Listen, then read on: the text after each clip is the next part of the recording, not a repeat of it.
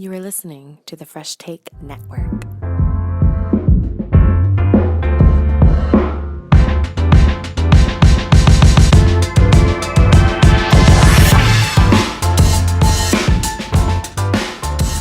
What it do? Welcome to Fresh Take. Joshua, Adam, William Arbuthnot here alongside with Brett, and I am very privileged today to have from Trinity Western, from the CEBL of the Growlers, the one and only Mason Bourcier.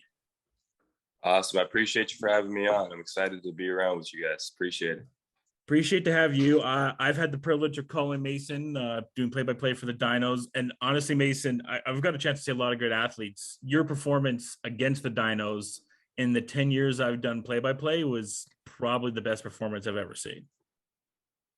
Oh, man. Yeah, it was crazy because people always ask me what that was like. And I mean, I don't know if it's a cliche answer, but it's just like, I don't even remember the game. I just remember having, it was probably the most fun I think I've ever had playing in a basketball game. And when I found out afterwards, because I obviously they had the scoreboard and stuff up there, but I was just so locked into winning. And when I found out afterwards, I was like, well, that was a big one, but I don't really think I took it in until people started coming up to me and telling me you had a 41-point triple double. I don't think that's ever been done before. And I was like, really? And then I started someone showed me some stats and I'm like, I don't think that stat line's ever been put up before. So I was like, yeah, that was pretty cool, man. That was a lot of fun.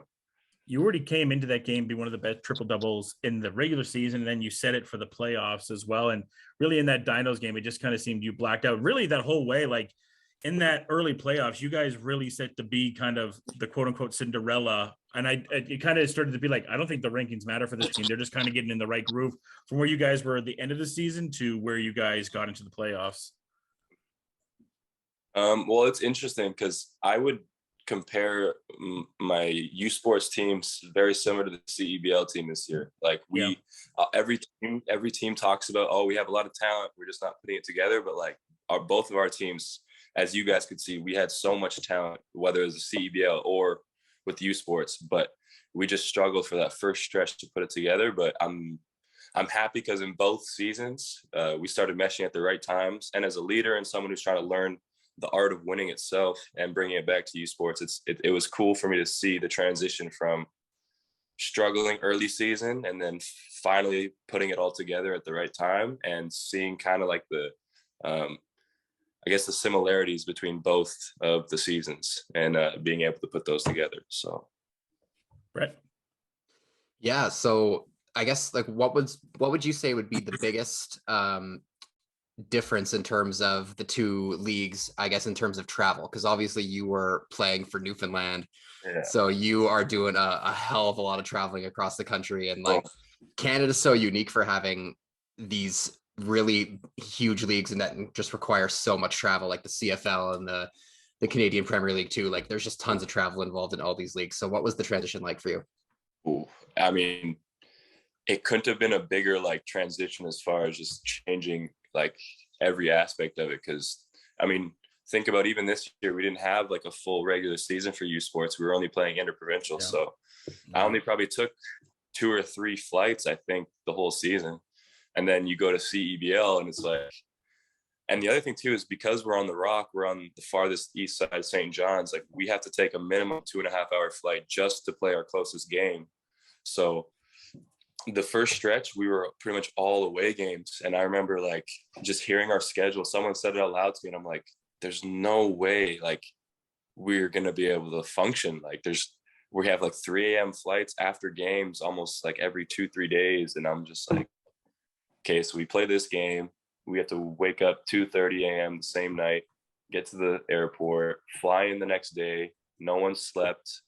And then we're practicing and doing film that day. And I'm not a big nap guy. I don't take a lot of naps during the day. So other guys are sleeping on the plane and stuff. And I'm just oh man, I'm getting to bed at 12, having to wake up at 5 or 6 a.m. again the next day. And I'm just running off 2 hours of sleep. And that was consistent every week for the whole first half of the CEBL season. So it really tested me as far as not just physically, but mentally, just being able to stay consistent with my grind, at least waking up and going to the gym when you don't want to, and getting the meditation in, getting the reading in, like doing that stuff when you're dead tired was important to me. But it's nice because I'm going to come back this U Sports season, and a normal road trip in U Sports is going to feel like a vacation now, you know? So Yeah. I'm pretty excited for that.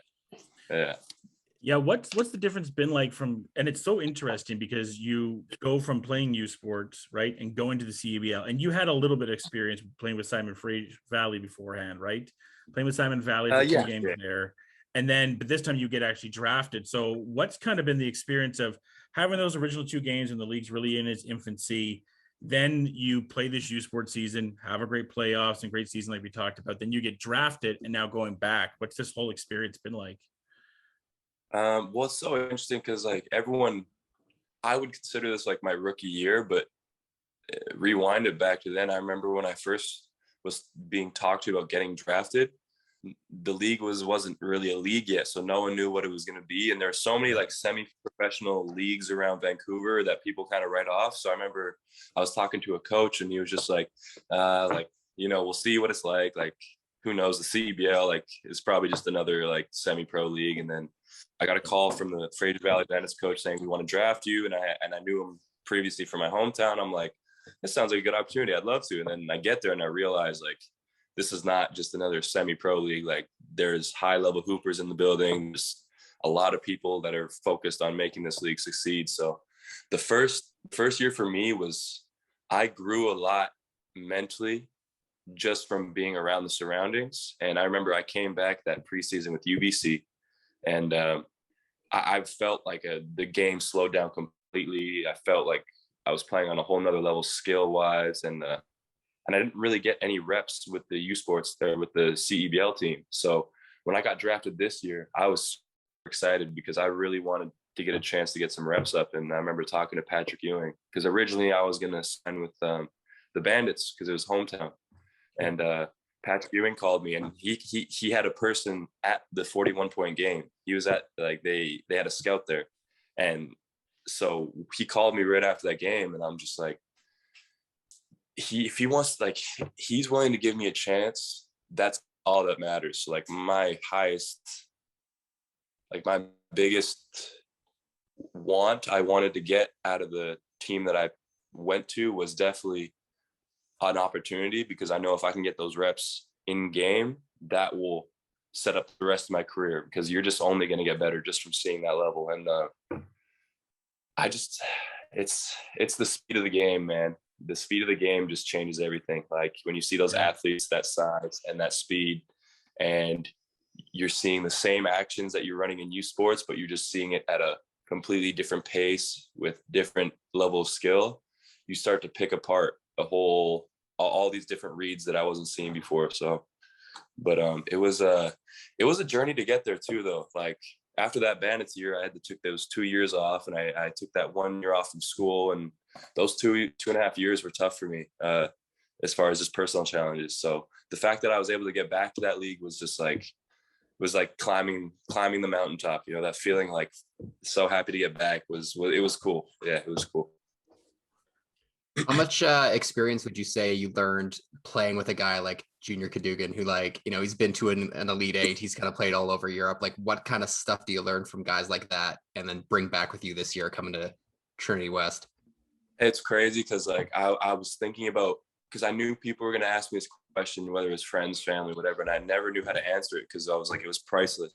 Like what Junior did for me, and not just like who he is, but also the way he specifically wanted to take me under his wing. Like I can't thank him enough for what he did for me. Like he showed me the ropes of how to be a pro off the court, you know, like what to do with your time, how to stay away from the traps of falling into a traps of comfort or whatever on the road. And then he showed me, like, because I've always prided myself on being a dog and being a competitor and a soldier-like mindset when I'm on the floor.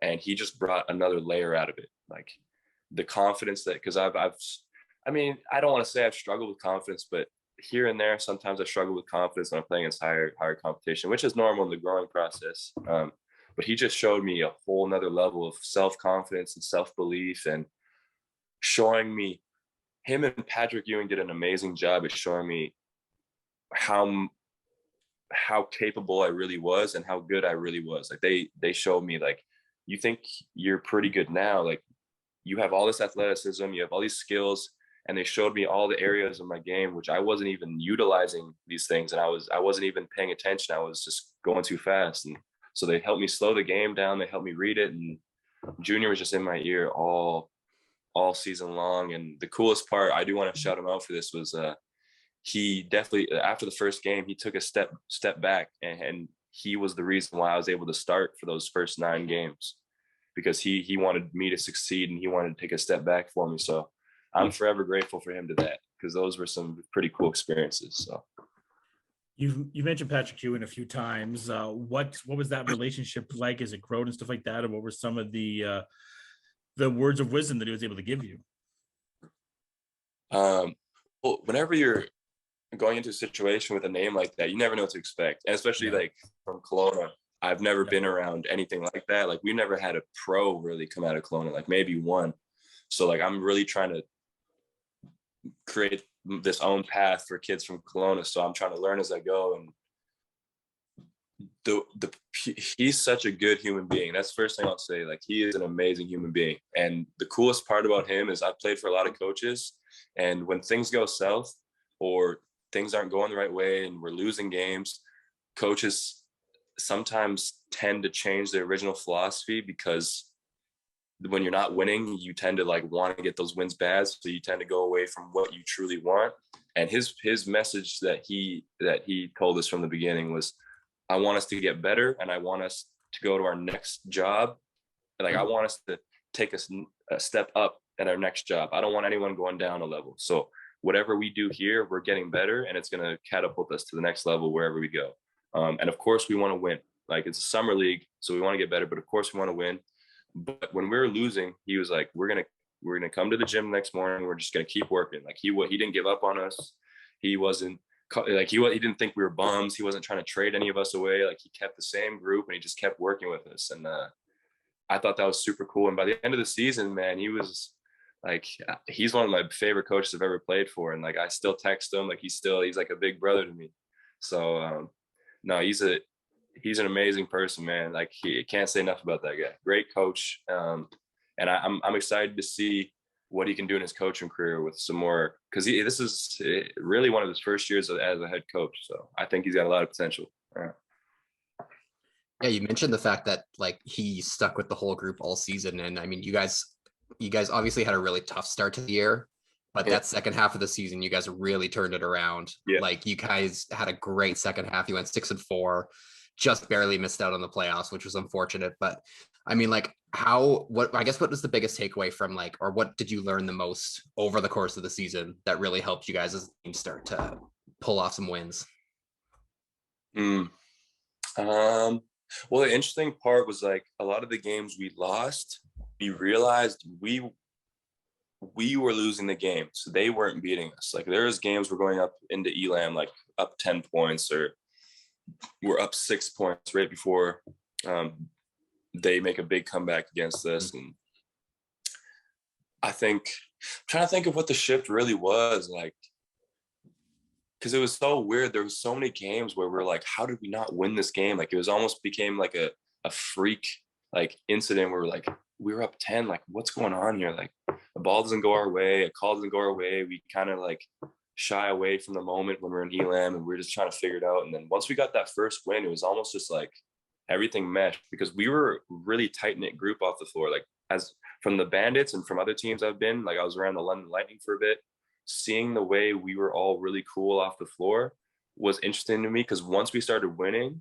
our team camaraderie, like we were on a roll. Like once we started winning, the locker room energy was amazing. Everyone was upbeat. Like if we won our first game of the season, I feel like we could have been one of the top teams in the league just by the way we started to get on a roll. So I think all we really needed to do was break that cycle of that first win, and all the momentum kind of came from there. I mentioned like it was kind of like Trinity Western this year. Kind of take it all the way back to one of the most basic questions I always ask in this podcast. What was the first thing that made you kind of fall in love with the game?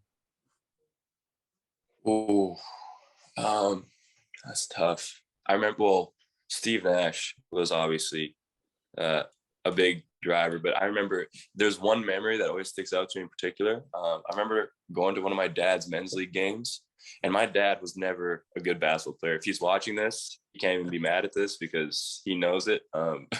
But it was some men's league game, and no one was there. And I just remember seeing him hit this game winner and the whole crowd going crazy, and like seeing my dad get everyone yelling at him like, "Hey, good, great shot. You won the game." And I just remember seeing that. And like, ever since that day, I was probably in like grade 3 or 4, or maybe even younger. And I was just like, dang, like my dad looks like a superhero out there. Like he just had a game winning shot. That's sick. And ever since then, I just had this knack for basketball. And then we went on this road trip to go watch Steve Nash, when Shaq was on the team, play against Portland. And Brandon Roy was there, Greg Oden was there, and it was just like prime time for basketball in Steve Nash's career. And I was just in awe like the entire time. I got a chance to like meet him and ask him a question. I was like, what are 2 things, or like what do I need to practice most to get to the NBA? And I was a little kid just with all these dreams. And he's like, shooting and dribbling. And I was like, all right, roger that. And I literally bought like one of those mini hoops that you put on like the back of the door. And on the bus drive back from Portland, I was practicing my shooting and my dribbling with this little basketball ever since that day. And I've been doing it ever since. So that was probably what really got me into it. You mentioned Steve Nash. So, go ahead. Yeah, go ahead. No, go ahead, Brett. I was going to say, you mentioned Steve Nash. So were the Suns, were they your favorite team as a kid, or was it? Still my favorite team. Favorite team. I have slides that are like so beat down that I've had for like 5 years that I still wear. Yeah, like they're my favorite team. Amazing. Yeah, I was just going to ask, with Steve being from BC, did that help a little bit, being like, hey, here's this guy from BC, like I am, is going on to this great success? Was that an extra motivator for you, seeing what he was able to do out of BC and coming kind of from a smaller town, like not a smaller town, but you know what I'm saying, like not from Vancouver or whatnot? Oh yeah, no, 100%. Like, well, it's crazy because you look at all the guys that have made it from BC, and they're usually the 7-footers. And I look at a lot of the guys that are successful from BC, they're usually 7-footers. Even guys that go D1, they're usually big guys. We don't have a lot of guards that make it out. But when I just saw the fact that this little 6'2", 6'3" guy that's not that athletic is just beating the best in the world off using his mind and using his skill, that just like, I was like fascinated, but I was also like, why can't I do that? You know, like what's stopping me? Like, is there a mental block? Like, was he gifted something I wasn't gifted? And so I kind of went on this journey of like, well, let's see what's possible. Like, if I try to adopt his working habits and then try to one up him or whatever, let's see what's possible. And all I've learned from that experience is that I don't think if you have the baseline talent, I don't think there's much stopping you if you really have that mindset. So that was what was cool. That was a cool lesson he taught me. It was just, there's nothing stopping us, really. Yeah. Right. Yeah. And yeah, like right now, this is like the most talent Canada's ever had in basketball. Like we are all over the NBA. CEBL's growing. Like we got the FIBA, I think it's the World Cup coming, or qualifiers coming up, and like that's really exciting. Like what do you see for the future of Canadian basketball right now? Because it's just growing like crazy.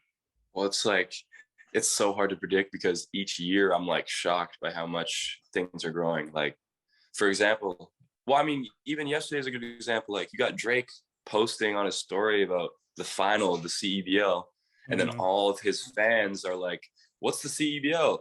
I'm going to go check it out. And I remember just like checking into the CEBL followers just to see what would happen. I just saw it go up like 200-300 in like a couple minutes. And I was like, whoa, like, and even then it grew like just thousands of followers on Instagram. And like, obviously it's Instagram, so it's not a great tool, but just seeing the way people are starting to turn their heads to the CEBL and seeing the respect, all these, because think about all the Canadian players that are coming to the league. They're not just kind of floating around the league. Like, they're really impacting the league. Like, you got Shea, you got Lou Dort, you got Benedict Mathurin, like you got all these high level players coming in. I'm like RJ, Jamal Murray, like these are all highly respected players. And I just think it's a matter of time before they realize like we're shooting a pretty percentage here with Canadian guys. Like maybe we should keep looking up north because they got talent. And just playing in the CEBL, I'm realizing like I put this because when we come from Canada, we put this idea in our heads that people in the US, like at least when I was in BC, they were telling us people in the US are this much better than us. Like they're so much better. Like we gotta catch up to them. We gotta catch up to them. And some kids are like, oh, they're too good. My mindset's like, everyone keeps telling me they're like these gods over there. So I gotta be ready to compete with those guys. So I was in the gym working like every day. I was like, I got to be ready to play against Russell Westbrook because that's who everyone's telling me I'm going to be matching up with in the US. They have a bunch of those down there. So every day I chased Russell Westbrook. And then my first real opportunity to play against high level US competition was the CEBL. So to see that they're just humans just like we are, and you can beat them at any point in time. And if you put in the work, you can be just as good and even better. Like starting to realize like Canadians we're not far, man. Like we're not far from competing on that world stage, and 2 more years of the CEBL, who knows, man. Like think of like so I'll give you a story. Like Brandon Sampson from my team, I was talking to him like, how'd you find out about the CEBL? And he's like, everyone in the G League wants to play in the CEBL.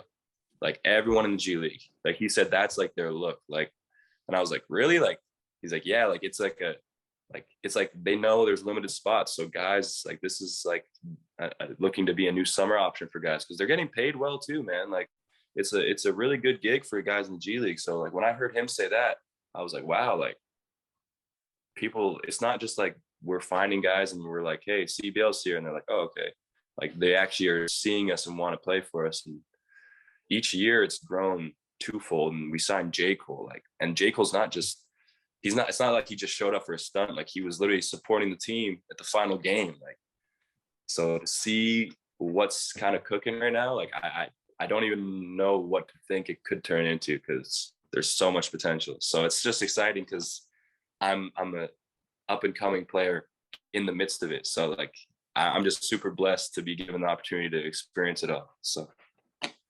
You mentioned J. Cole, and in his final game, you had the guarding duty, Drake's on the sideline. That must have been a really high for you. Oh man, like it's so tough as a competitor because like I pride myself on that Mamba mentality and all that. Like I'm trying to win every game, and it was crazy too because it wasn't just like it was another game for me. Like it wasn't just like I was playing in a U Sports game. Like all those guys are pros, so they've been playing. That was like my second game starting.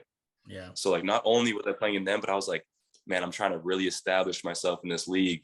And I'll rewind to training camp. Like I came into training camp, like thinking I would be an energy guy off the bench for like maybe 2 minutes. I was lucky. Like I didn't know what my role could be. And I just really turned it up on defense and really was trying to be like the player that coaches want on the floor and just do all the little things. And so he told me I was going to be starting that first game, and the second game rolls around and he's like, all right, you're matching up with Jalen Harris. And I was like, what? I was like, all right. Like for like, obviously like I don't back down from nothing. Like I want it. Like I really want it. I was just like, wow, like to go from youth sports, then thrown into Newfoundland, and just like 2 weeks later, I'm just like, okay, what's my role? Oh my gosh, I'm starting. Okay.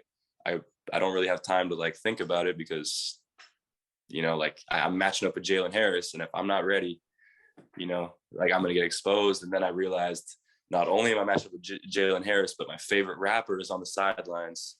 Actually, both my favorite rappers are, one's on the sidelines, one's in the damn game. So I was sitting there like, this is like, it was just surreal. And there was points in the game, I'm going to be honest, where I just had to sit back and just be like, wow, like I'm just part of it was proud of myself for like pushing through all the barriers to get to that point. And the other part was just really enjoying it because like, when are you ever going to experience that? When are you ever going to experience your favorite rapper playing against you in a high level professional game? And like, there was one play where he was guarding me on an inbounds, and I just looked, and I was just like, it was like a surreal moment. And I had probably one of my best passes of the season. I threw a lob to Khalil Whitney, and like the crowd went crazy. And then the next end I got a steal on Jalen Harris. And I just remember just like, I was like, wow, like regardless of the outcome of this game, I'm just like, I'm always going to be appreciative of this moment because it was just surreal. Like the nerves, like even just warming up. I remember warming up and I was like, I look on the baseline, 20% of the people around us were actors, rappers, celebrities. Like I saw 2 actors that I was like pretty good fans of in different movies. And I was just like, well, that's pretty crazy. And they're sitting there like impressed with me. Like, and I'm just like, I'm from Kelowna. Like the announcer even said it in one of the games. He's like, this must be a thrill for a young kid from Kelowna, BC. And I'm just like, yeah, he's not wrong. Like it was pretty cool. Yeah. Who was the coolest like NBA player that you saw at a game? Like I know I've seen guys like Kyle Lowry at games, and so who was one like maybe athlete that you saw at a game that was you were like, wow, this guy's watching me? Oh man. Oh, that's a good question. Well, Jamal Murray was at that Scarborough game, so that was cool because I've always been a big fan of his game. But one thing I will say, one of my favorite matchups the whole season was Phil Scrubb. I've been waiting for that matchup since I was a little kid because he was he was the other BC guard, went to Carleton, and I've heard everything about that guy. So when I finally got to see him in person, that was one of the most like shock and awe moments, which I found was weird because it was like we have all these big names, but I've always been wanting to match up with Phil Scrubb to like see how good he really was my whole life. So that one was actually a big one, surprisingly enough. But I would say actually in Montreal, I remember Lou Dort pulled up. He was there and it was cool to see him just because I'm a huge fan of the way he plays. I think he plays a great style of basketball, but I would have nothing beats Scarborough with Jamal Murray and Nick Nurse and first round draft picks. Yeah, nothing beats that. That was, yeah. What was the experience like? So you're mainly from BC. Obviously, you're traveling a little bit for basketball, and I know you went to Carleton as well. We'll talk about that. But what was the experience like going from BC to Newfoundland? Was there like a little bit of culture shock, which is how different they both are? Yes and no. Like, I'm also an interesting person to ask because like even people here will tell you like I'm very different. Like around BC, like people embrace me here because of it, but like I put my headphones on, I walk around, like I probably the first day there in Newfoundland, I probably just walked around for 2 hours just to see the whole scenery, and I realized like there's nothing really different. Like I'm staying in a good neighborhood, but they have heavy accents. I'll tell you that they got really heavy accents over there. Good people, but no, they're really passionate. They were really passionate. Like they were more passionate than I expected about our team. Like Junior was telling me about his St. John's Edge team, and like if that team keeps growing into what St. John's was, it'll be like to give you an example, we walk into a random Tim Hortons the first day I get there, and Junior comes in with us, and it's just some Tim Hortons off the side of the highway, like kind of like a hole in the wall, and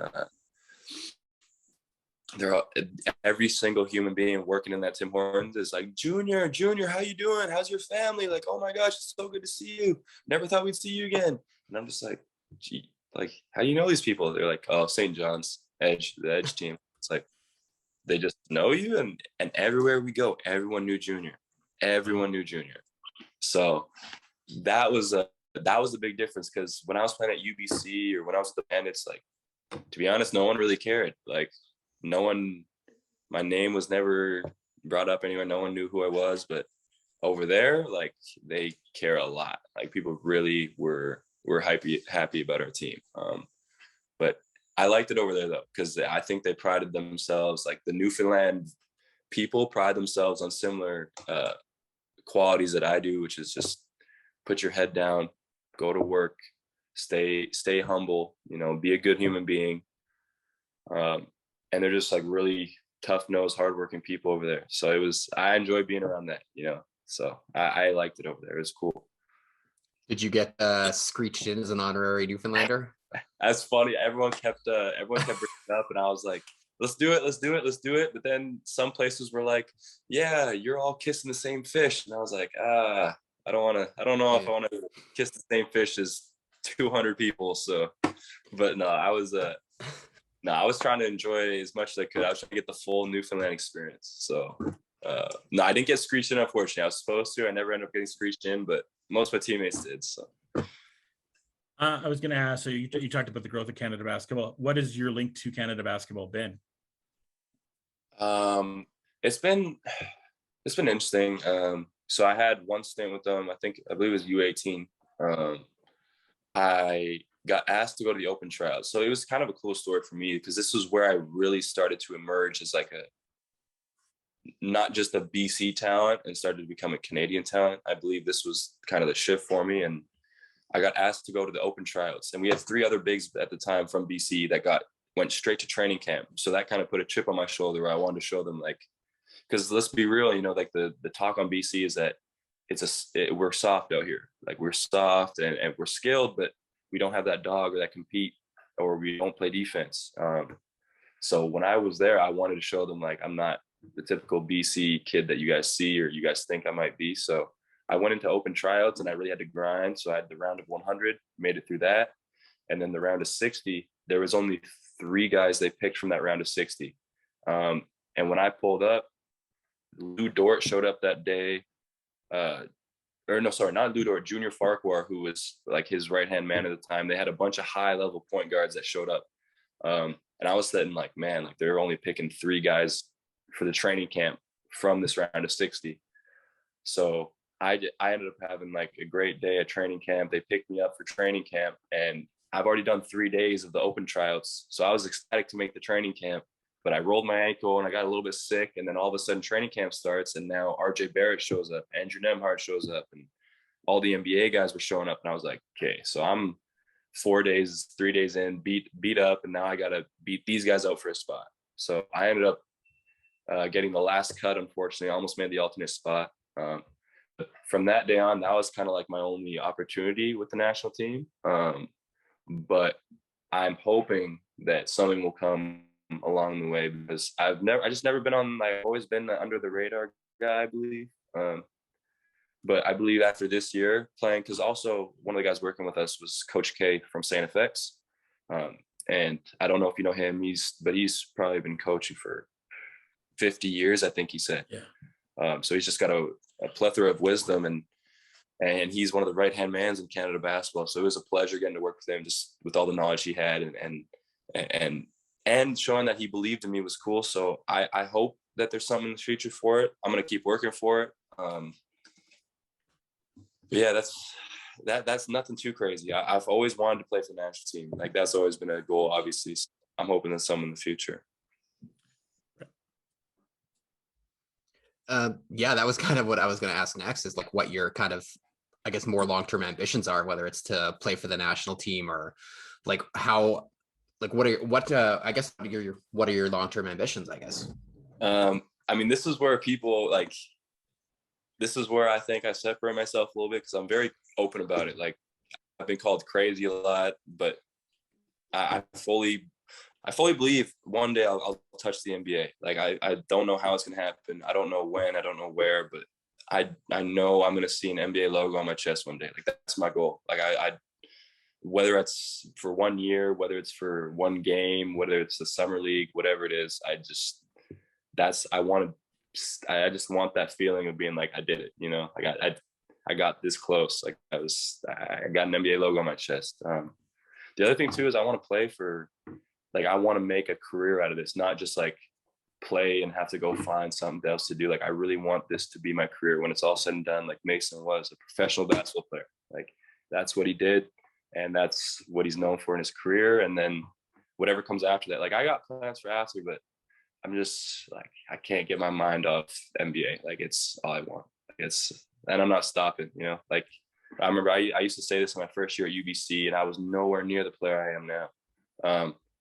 I used to say like, I'm making it to the NBA. Like I'm going to be an NBA player. I'm going to be an NBA player. And at the time, like obviously I wasn't saying it delusionally. I was saying it because the more I believed in myself, the harder I worked, the better I got. And I was like, hey, I'm going to shoot for the stars. And if I land on the moon, I'm not going to be mad, But ever since then, once I adopted that mindset of like, I'm not stopping till I make the NBA, I've just seen exponential growth that I wasn't seeing before. So I'm holding on to that. And it's the thing that, like, when I wake up, it's the thing that gives me passion. Like when I think about doing it, it's just like, it's something difficult enough and something crazy enough that makes me just want to work 24/7. So that's my goal. Yeah. Like NBA national team. I've also always wanted to play in the EuroLeague because I've seen videos of the atmosphere and just how crazy basketball is over there. I'd always love to experience that.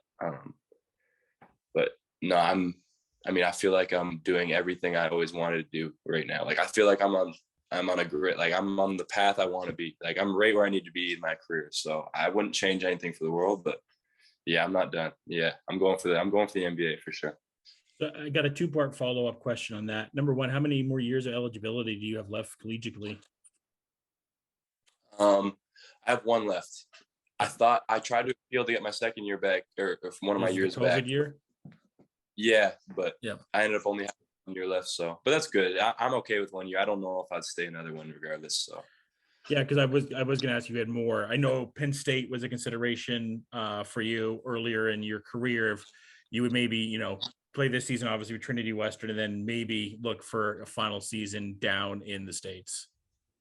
Well, it's interesting you asked that because when I was in Newfoundland, I was talking to Pat, and we were just chopping it up, and he's like, "How many years you got left?" Georgetown?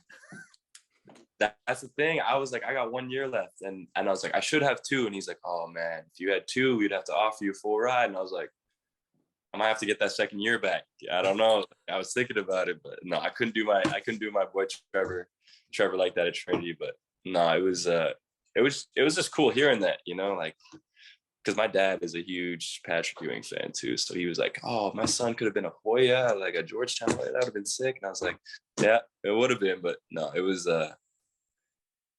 yeah, that would have been cool. But I remember I was really close to going to GCU. That was the one school that I was really close to going to. But no, if I had another year left, I would have had a tough decision to make, I think. So that COVID year is so interesting because I'm a North Carolina fan. I know Leaky Black on the Tar Heels, he was able to get it, but it just seemed like a hard process to get that forgiven, I guess is the right word, and to be able to play your 5th year. Yeah, no, it was tough too. Just the mental grind of it all, like, because it's also tough because like everyone's always complaining about like the administration side of things, like, oh, COVID, like you guys are doing this. Like, man, it was tough on everyone. Like, how do you stretch the rules, or how do you kind of try to fit the rule book in with a year like that where it's national emergency and everything gets shut down, and like, yeah. So I just tried to remain calm and realize like we're all trying to figure this all out. So it was tough, but I'm happy where I am now. So everything worked out. But is there any other sports that are on that when they're on TV, you're just like, I gotta watch this, or you pretty much like ball all the time? Like I think after my career is done, I'm gonna explore into other sports or something. But I'm just like, I'm go mode, man. Like I love watching basketball too. Like actually, I'm gonna be honest. Ever since I got to Trinity, I don't know what it is, but soccer. I've been watching a lot of soccer live. I've been like I've always been. I'm gonna be honest. I was the guy that always was like, "You play soccer? Oh, whatever, man." Like I was always that guy, like always clowning people. But I actually really started to enjoy watching soccer over here. So maybe that's the next sport. I don't know. We'll see. Actually, hold up, volleyball. I will say, shout out volleyball and shout out Trinity Western, best volleyball program in North America. So. Yeah. If you get to watch volleyball, I think getting to broadcast a few games of it is. I'm kind of surprised it's not bigger because of how when you get into those closer games, how crazy and exciting they can be. And you don't realize how big and athletic some of these guys are. Like, if you look at our Trinity Western volleyball team, they tower over us as a team. Like, and they are like, they all jump higher than every single one of us. Like, it's either me or another guy on our team. We're our best leapers, and we like would be their bottom 3-4 leapers on their team. Like those guys are absolute freaks, man. So yeah, like I know you just mentioned soccer, and like I mean I know Trinity West got a great soccer program too. Shout out to Joel Waterman. I know he's playing for he's playing for Montreal in the MLS. So like I mean people from BC, man, they're grinders, man. They really work hard. I mean, I've lived in BC for 4 years. I love it. So like, I mean, what do you kind of see for Trinity West coming up this year? Like, you mean for our basketball? For basketball, yeah. Oh, it's so interesting because I'm confident coming up into the season, of course, but there's so much up in the air because we're inexperienced, but we're bringing in such a unique collection of talent. And what I think we're losing in Q, I think we're gaining in defense and depth, which has always been our biggest knock. So it's going to be interesting because Connor Platts, our rookie big, I think is going to have a huge breakout year. I think he's one guy to really watch out for. And we have a lot of like really good guys that people might not have paid attention to last year that I think are going to have huge impacts. Like Vlad Mihaila is a big name to look out for, I think. We picked up some huge recruits. David Mutabazi was rookie of the year in the college league. And I think he's going to be a stud in this league. Like he's going to be an absolute stud. Mark my words. And we have some great shooters around us, great athletes. Like we picked up, we're more athletic. And we're still working on guys. It's late in the season, but we're still working on two really close options. So if we can pick those up, I think we're going to make a run for it. I mean, everyone believes they're going to make a run for it, but if I can lead this team in the right direction and we got all the pieces, so I hope we can I think our biggest barrier that we have to get over is mentally beating teams.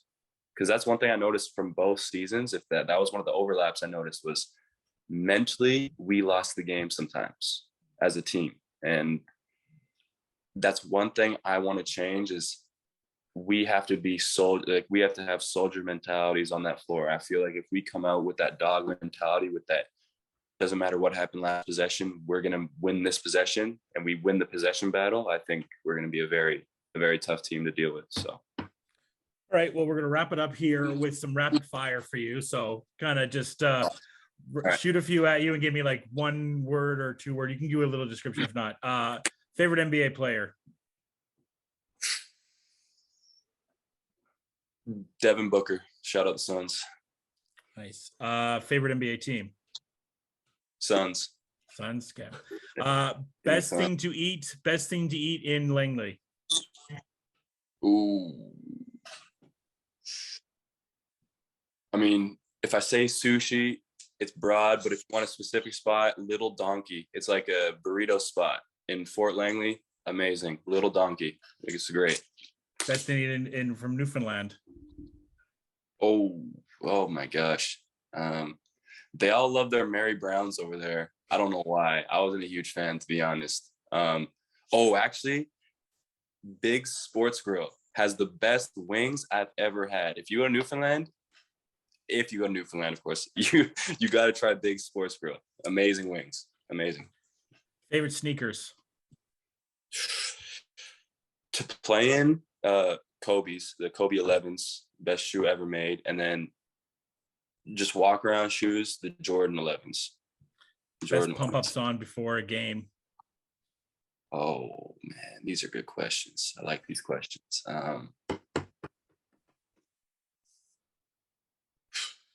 Man, that's a tough one. I'm gonna have to go with you got me still.